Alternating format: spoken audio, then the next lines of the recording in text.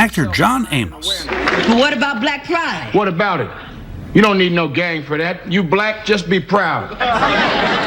He had a brief stint in the NFL. Kansas City Chiefs. Tell me about that. Oh, that was probably one of the best experiences I've ever had because I was playing or attempting to play for who I regard as one of the finest coaches ever to coach the game.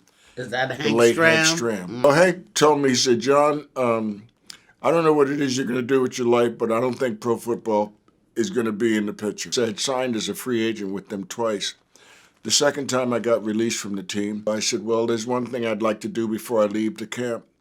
I made a lot of friends here, and I'd like to leave the guys with something, which was a poem that I'd written called The Turk, which is a euphemism for that guy that comes and asks for your playbook and cuts you. The team's reaction to the poem was they started cheering, and Coach Stram made it clear. He said, no, we aren't keeping any poets. I'm looking for football players.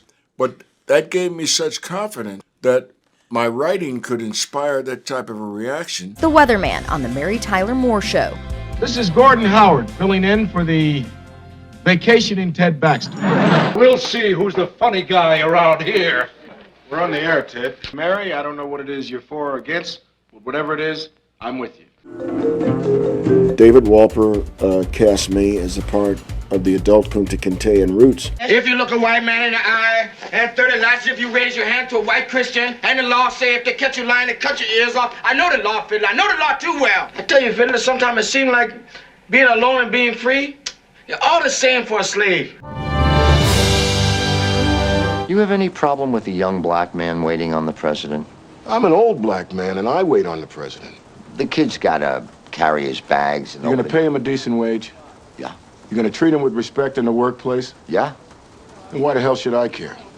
that's what I thought. I got some real honest-to-God battles to fight, Leo.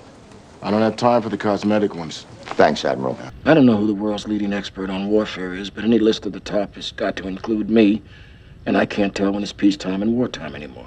We measure the success of a mission by two things. Was it successful, and how few civilians did we hurt? They measure success by how many. The laws of nature don't even apply here. I'm just trying to be polite. Did you ever consider that maybe she doesn't want to see him? Watch your tone, mister.